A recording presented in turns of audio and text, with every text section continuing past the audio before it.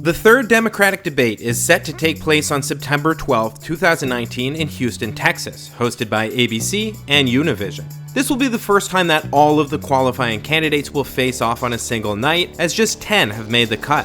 Former Vice President Joe Biden, Senator Bernie Sanders, Senator Elizabeth Warren, Senator Kamala Harris, Mayor Pete Buttigieg, entrepreneur Andrew Yang, Senator Cory Booker, former Representative Beto O'Rourke, former HUD Secretary Julian Castro, and Senator Amy Klobuchar.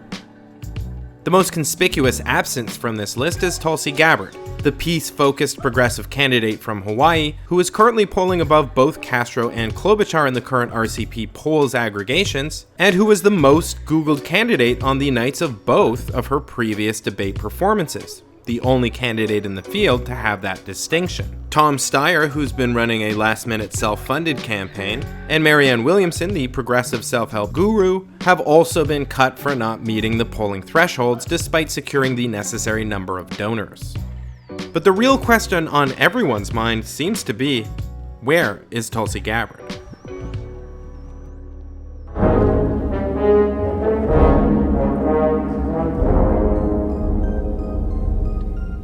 Okay, I want to kick things off by thanking my excellent patrons and apologizing in advance for mispronouncing most of your names. Matthew Garish, Sergio Guerrero, Emil Stierbeck-Moller, David Goodrich, Adam Riordan, Dawson Finger, Deckerlink, Ahigao Comics, Ski Mikosi, Stroden, Victor Holmberg, Louise, Torge Kumero, Denkuro, CMAC, Question Time Fanac 2020, Jack Stokes, Jacob Starkey, Mike Lodato, Sir Bobbitt, Charlotte Holden, Christopher Green, Nordier, Eduardo Gonzalez, and Blake Mallon.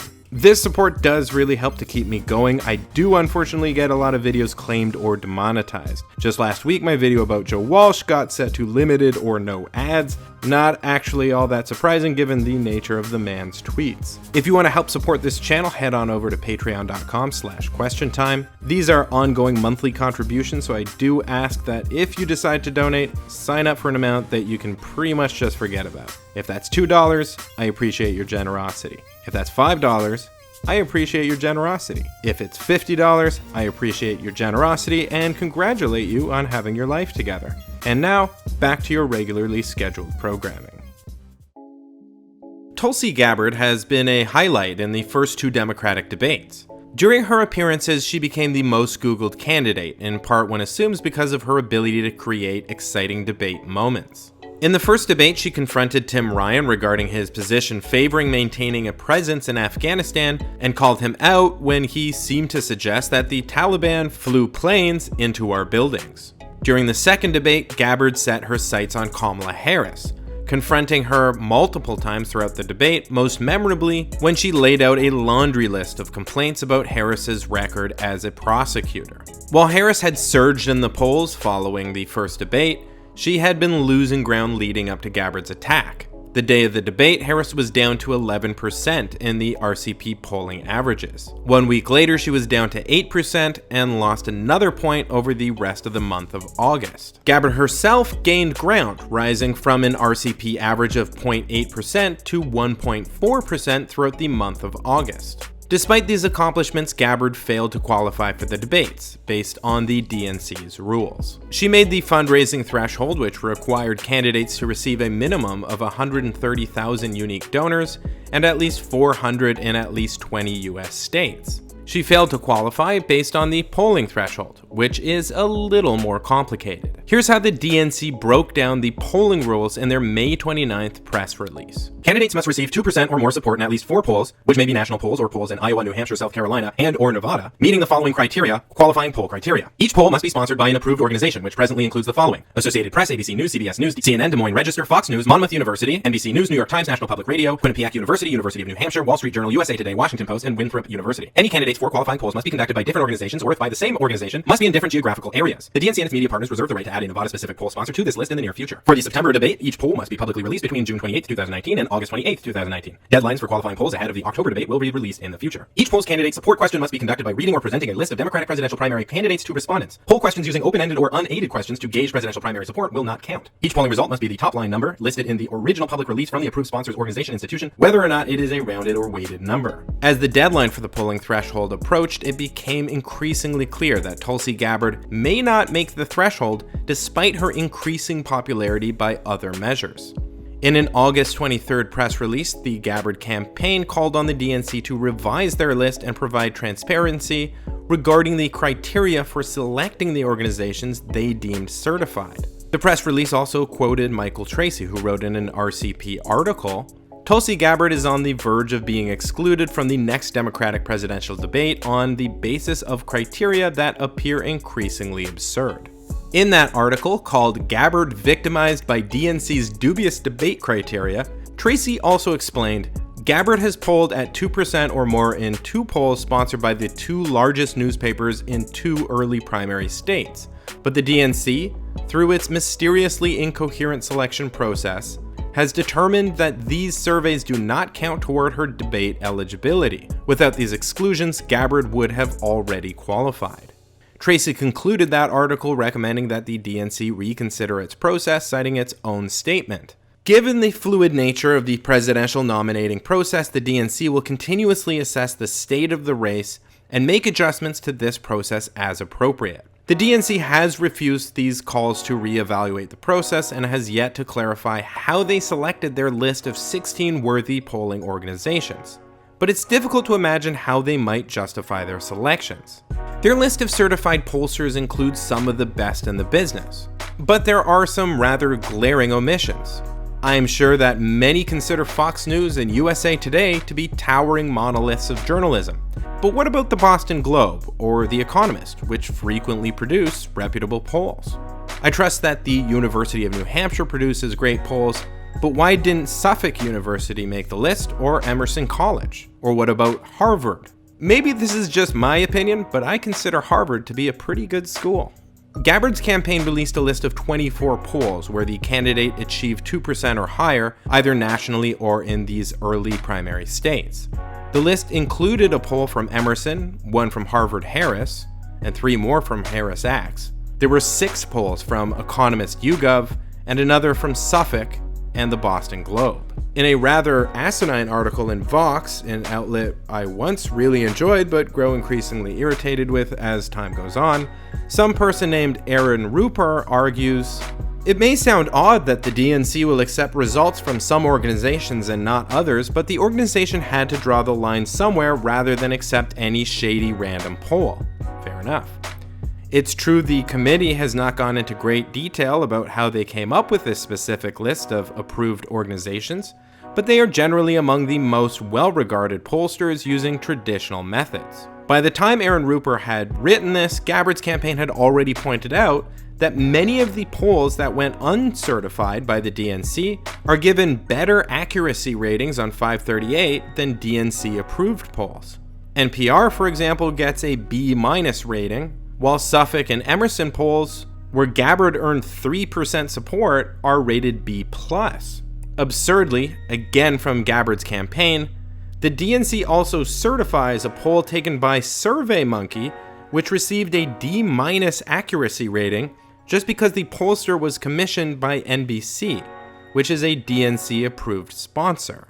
As Jeffrey Skelly of 538 points out, if all the polls with at least a B- rating had counted, Tulsi Gabbard would have made the debate stage, as would have Tom Steyer. Now, in that irritating Vox piece, Rupert did not address this, but would go on to criticize Gabbard's argument about transparency, writing, "The insinuations Gabbard teamed up with Tucker Carlson to make about the DNC's alleged lack of transparency echoes the ugly 2016 Democratic primary, when the DNC came under criticism for working behind the scenes to favor Hillary Clinton instead of Bernie Sanders. Even though Sanders ultimately received nearly 4 million fewer votes than Clinton, he has complained that the primary was rigged. And now Gabbard is suggesting something similar is happening this time around. If Gabbard's complaints about the DNC resonate, the risk is that the Democratic Party nomination process may be seen as tainted, and thus hand President Trump a talking point he can use to, again, try to demoralize would-be Democratic voters. The DNC indeed created their list of approved pollsters all the way back at the end of May, so there is no question about whether they were intentionally trying to block Gabbard with the process. The process has some glaring issues, which happened to harm her campaign. There's no conspiracy, but Gabbard calling on the DNC to either reevaluate the process or clarify why they are not certifying perfectly good polls is perfectly reasonable. But it is bizarre to me that an article defending the DNC would want to bring up 2016. In that case, there really was a conspiracy. The DNC email leaks showed clear bias in favor of Hillary Clinton and against Bernie Sanders. They revealed discussions about creating narratives to harm his campaign. For example, DNC National Secretary Mark Postenbach wrote in an email to National Communications Director Louise Miranda, wondering if there's a good Bernie narrative for a story, which is that Bernie never ever had his act together, that his campaign was a mess. That the DNC was discussing narratives for a hit piece on Bernie Sanders suggests that they were coordinating with the press to harm his campaign. This would not be surprising, as throughout the primary, the mainstream media regularly chose to frame the battle in an unfavorable manner for Bernie. For example, cable news channels consistently included superdelegates in their reporting of primary votes, despite the fact that superdelegates had not yet voted, and in Clinton's losing campaign run against Obama, many superdelegates changed their support from Hillary to Barack by the time of the convention. Despite all of the biases and table tilting that the DNC engaged in, Bernie Sanders campaigned aggressively for Hillary Clinton, pursuant the pledge he had made early on to support the Democratic nominee. Criticizing Bernie Sanders for calling the process rigged is victim blaming. Criticizing Gabbard for pointing out a clear flaw in the poll selection process, one that ended up hurting her campaign, is likewise victim blaming. If the DNC is concerned that complaints about the process might hand a talking point to Trump, that is a very reasonable concern. Here's the solution. Make the process fair and transparent. To the DNC and the supporters of its preferred candidates, Joe Biden, Kamala Harris, Pete Buttigieg, etc., I honestly want to say that I would much prefer your candidate beats Donald Trump if a populist progressive fails to secure the nomination. They will not do that if the Democratic Party is divided. And the Democratic Party will not heal over the unfair treatment Sanders received in 2016 if establishment Democrats continue to lie about how the process was corrupted or lie about how hard he worked to try to get Clinton elected after the convention. So here's my advice to the DNC, its operatives, and those still angry at Bernie Sanders for daring to challenge your anointed candidate in 2016. Shut up. I'm serious. Don't talk about it anymore. You got caught with your hands in the cookie jar and are still complaining that progressives pointed out that some of their cookies went missing. I truly believe that progressives can move on. They will even hold their noses and vote for Joe Biden if it comes to it. But for that to be possible, party insiders need to stop rehashing smears and lies about Sanders and his supporters and other progressive candidates. In all likelihood, Tulsi Gabbard will eventually drop out of this race, as the surge of support she would need to become a top contender is quite significant. At that time, if left alone, Gabbard would likely endorse Sanders, or perhaps Sanders and Warren, and return her focus to the work before her as the U.S. representative for Hawaii's 2nd Congressional District. But if the establishment continues to poke the bear by smearing her campaign or rehashing the 2016 primary throughout the rest of this one, the DNC, party insiders, and establishment Democrats are not likely to find themselves asking the question, where is Tulsi Gabbard?